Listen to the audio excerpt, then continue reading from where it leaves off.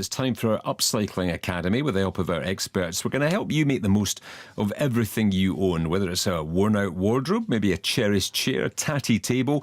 Our upcycling experts are here to help give them a new lease of life. Joining me today to help us do just that, interior designer John Amabile. Morning, John. Good morning. And alongside you, DIY expert Laura DeBarra. Hi, Laura. Hi. All right. Now, this week, John, we are, because the weather is taking us that way and it's Easter, where are we going? Well, I'm so excited about Easter, I could literally lay an egg. I love this time of year because we start to look outside, we get to see more light in the days, and it's about looking at how we could spend more time outside. And the first thing we want to do is, from sitting inside, is sit outside. So I think we look at our old pieces of furniture and think, does it need a remake? Does it need a refurbishment? Does it need repaired? Does it need covered up? Or does it need mulched or broken up and turned into firewood? Which is another option as well. But let's leave that on the back burner right now. What's in fashion when it comes to outdoor furniture at the moment, John? I would say people want an extension of the living room. So what says to you comfort?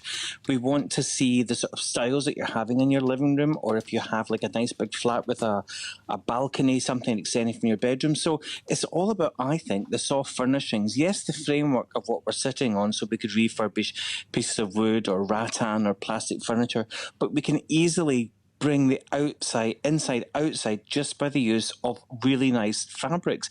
And if you can't afford the really expensive waterproof fabrics, and they can go into, huge amounts of money, you can get a spray material, take some old cushions, spray it with something called Fab Seal, and it gives you a waterproof coating. So if you've got some old tatty cushions or cushions you want to give that boho look inside to outside, give it a quick spray, and in one fell swoop, without too much effort, you've got a fantastic new look to your outside furniture. Ah, nice. Now, one of the challenges, Laura, of outdoors furniture is, it's outdoors, especially in Scotland. How do you prepare it? How do you need to take furniture that you want to live outdoors and make it fit for the conditions? You have to just think really of the material that it's made from. So if it's something like wood, almost all wood isn't going to be treated before it gets to you, or it'll need top-up treatments. So most times when you're buying usually garden furniture from a hardware store or online, it'll give you some details on how it either needs to be treated or varnished. So you're creating a seal to stop moisture getting in and damaging it. And then you'll usually need to top that up before you put the furniture out in the summer and before you put it into storage in the winter. If you have metal, for example, that might rust, but it's so easy to sort yourself. I think what I get mainly questions about outdoor furniture is people not wanting to throw away what they already have. And you can do so many treatments to furniture that looks like it's on its last legs and bring it back up to like a nice standard. So what I would just say as well is make sure that you're buying the furniture that suits your outdoor space. If you have a very windy garden, for example, you don't want to buy plastic, it'll blow away. Choose a heavy kind of metal or a solid wood. If you have a balcony, for example, you won't want something heavy, you'll want something that maybe folds away. And one thing people always forget is their seating position when they sit outside. If you're a reader, you'll want to be sitting more upright with an armrest. If it's dining, you'll want something with a backrest. So they're kind of things to consider as well. I think a lot of people go just on the aesthetic and they buy a bistro set, like two chairs and a table, and then they end up not feeling comfy outside then.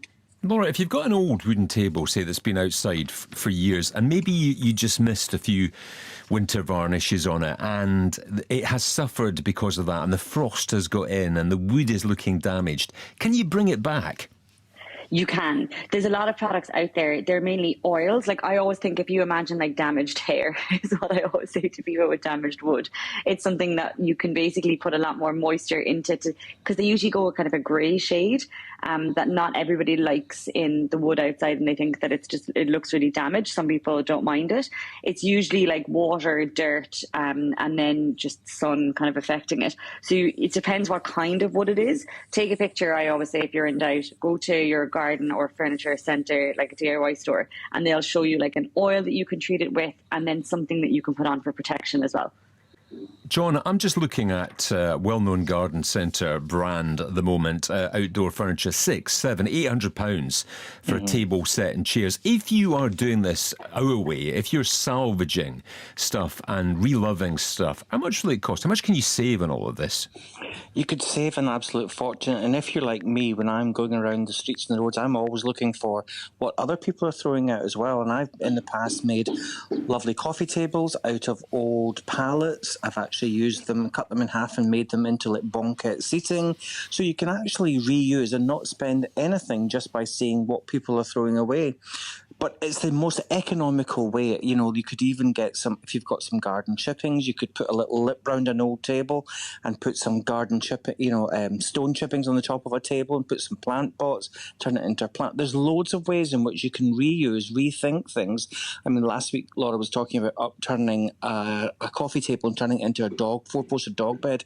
Think outside the box. Think how you could take something. And even if you're really clever, you can make like hammocks and swings from old pieces of fabric, from old pieces of pallet, from timber, from pieces of slate that have maybe come off the roof to do some crazy paving as a worktop. Always make sure, though, that edges, surfaces are safe. Are you both fans of colour on this? John, maybe start with you on this. I'm looking at just all these outdoor furniture sets at the moment, which are just teak or oak or fairly kind of dull colour. Do you like a splash of colour with this? Stephen Jordan, you know me. I love a splash of colour. I couldn't live without a splash of colour, and especially with my other major addiction, which I will talk about on the radio. Yes, cushions. Cushions, pops of colour, whether you're putting a waterproof coating on them, whether you're buying something from these fantastic bargain stores that are usually next to where you do your weekly shopping. A couple of pops of colour on these I love the grey rattan look. I see where people are going, but give yourself some personality. Get some pops of colour. It could be, you go Oriental, you could go some lovely lacquered blacks and orange. You could go as crazy as you want. Yeah, think about the garden. I mean, you wouldn't have a garden full of grey flowers, would you? So why would you? Exactly. Yeah. Be inspired by nature. Brilliant. Laura. Make it blooming lovely. Oh, see what you did there. Laura, would you go with John on that? Is John right on this? Does it need bold colours?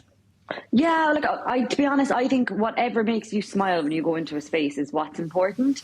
People can get stuck into what it should be or trends.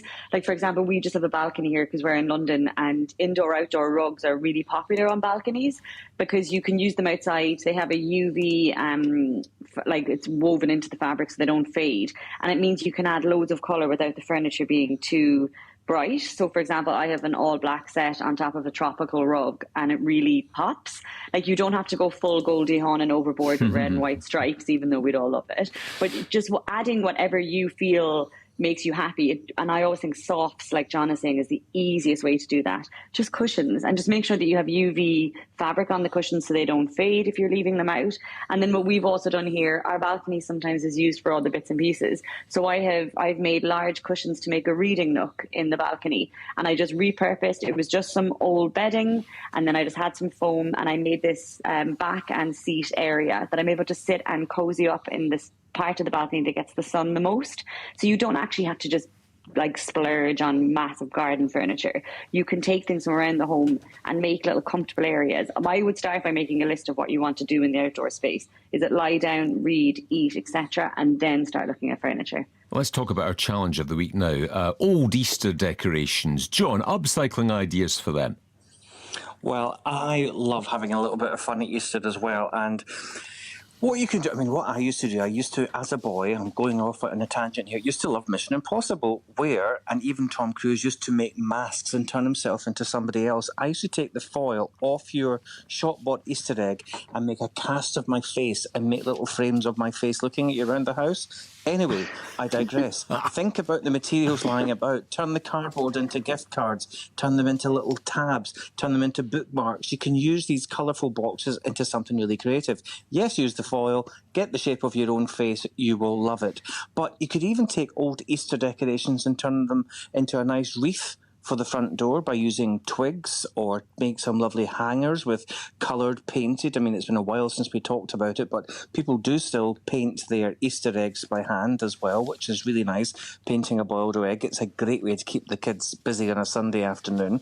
But you could actually refashion a wreath. You could put a bunny's bottom in it. There we go. You could make yourself some Easter bonnets. Who doesn't love an Easter bonnet? Oh, I love that idea, Easter wreaths. That would just cheer everything up right now on people's front doors. Laura, for you, what would be your this week's upcycling idea? Old Easter decorations.